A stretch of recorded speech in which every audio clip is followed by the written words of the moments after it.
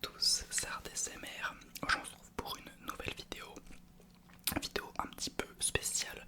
J'avais pas forcément prévu de la faire de cette manière-là, mais je me suis dit que faire une vidéo simplement analyse de Ligue 1 allait peut-être être un peu court, un petit peu en manque de contenu.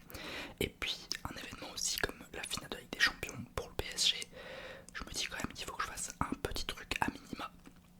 Donc dans cette vidéo, je vais vous débriefer un petit peu la Ligue 1 de manière très brève parce que je ne l'ai pas forcément regardé beaucoup, pas forcément beaucoup de statistiques, c'est vraiment juste un petit peu voir la prédiction que j'avais fait par rapport au résultat final. Et pour la Ligue des Champions, un petit peu parler du match très rapidement et parler surtout du après à Paris parce que je suis allé à Paris pour ces événements. Je vous mettrai très certainement des vidéos etc pour montrer un petit peu l'ambiance. Vous aurez pas le bruit malheureusement, mais je vais vous décrire un petit peu comment c'était. Enfin voilà. Avant que la vidéo commence, n'hésitez pas à liker et à vous abonner si la vidéo vous plaît. J'ai modifié la sensibilité du micro. Je sais pas si c'est mieux, j'espère que ça sera mieux. Mais voilà. On va pouvoir commencer du coup avec ce petit débrief de la saison. Donc pour commencer, déjà sur cette Ligue 1 McDonald's, ça a vraiment été une année qui était très très serrée en termes de points, d'enjeux, etc.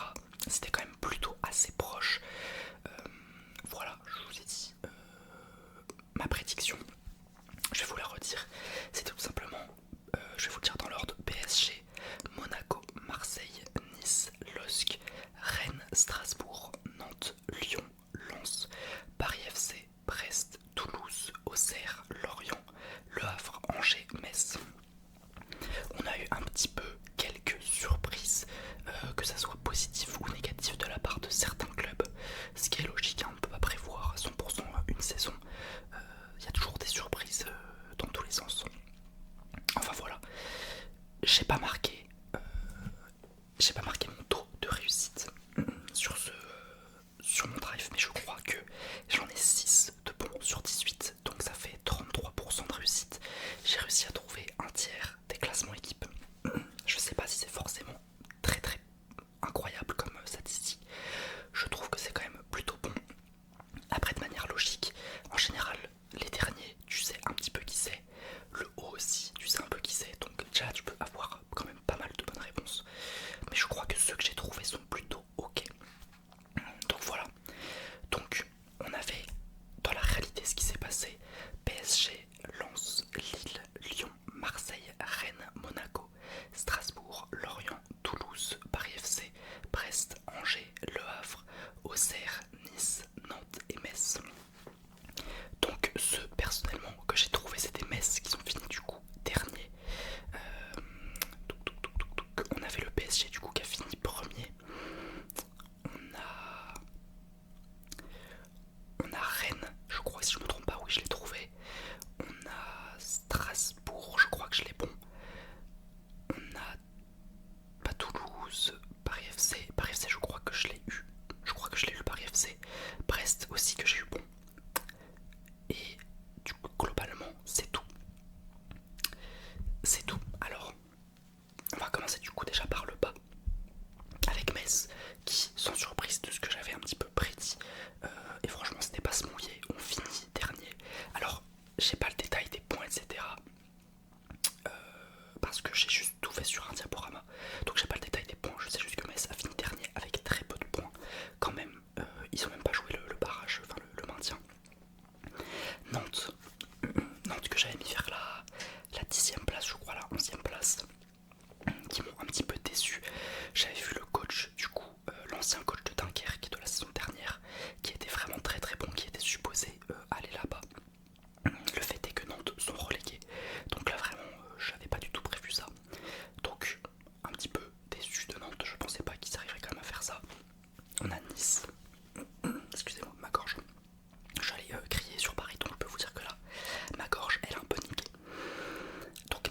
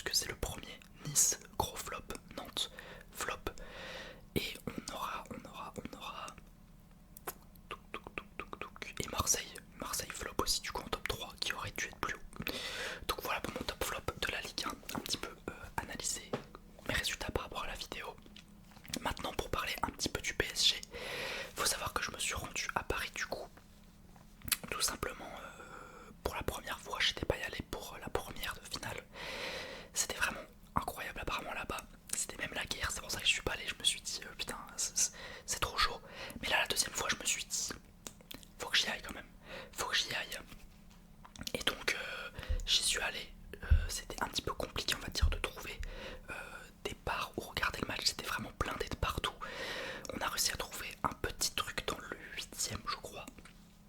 Donc on a regardé le match, c'était vraiment cool, il y avait une ambiance incroyable, il y avait tout le monde qui était uni et tout, c'était vraiment une ambiance super cool. Pourtant on avait un petit bar et tout. Et pour parler un petit peu du jeu, du match, je suis très content que Arsenal n'ait pas gagné parce que tu battes le PSG, pourquoi pas, en proposant du jeu, mais le gagner de la manière dont Arteta et Arsenal l'auraient fait, ça m'aurait vraiment fait chier. Donc le football a gagné, le PSG qui avait quand même plus de environ 80 positions carrément, je crois que c'est 78-22, on était à genre 850 passes face à presque 200, c'est n'importe quoi d'avoir proposé aussi peu de jeux, et ça a failli passer sur une frappe de Havertz qui la tire vraiment dans un angle fermé et tout, ça rentre en force. J'étais dégoûté pendant tout le match et tout. Le match passait trop vite parce qu'il n'y avait aucun jeu de proposé, on attendait, il se passait rien. C'était horrible. Ça a un petit peu, on va dire, je dirais pas tuer l'ambiance, parce que sur les... à partir du moment où on a remarqué le but, c'est reparti, on donnait un peu plus d'énergie. En même temps, Arsenal était obligé de donner peut-être un peu plus que ce qu'ils proposaient offensivement, même s'ils n'ont pas proposé grand chose, mais du coup, ce but de Dembélé sur penalty a commencé à pousser un petit peu les gens où on était, c'était vraiment super cool. Prolongation, on était vraiment, en plus il faisait chaud, c'était vraiment une ambiance incroyable mais horrible. On va en prolonger et tout, on voyait de toute façon les joueurs, ils étaient du PSG, ils étaient complètement cramés. Barcola qui a su donner aussi de la force, des accélérations, etc.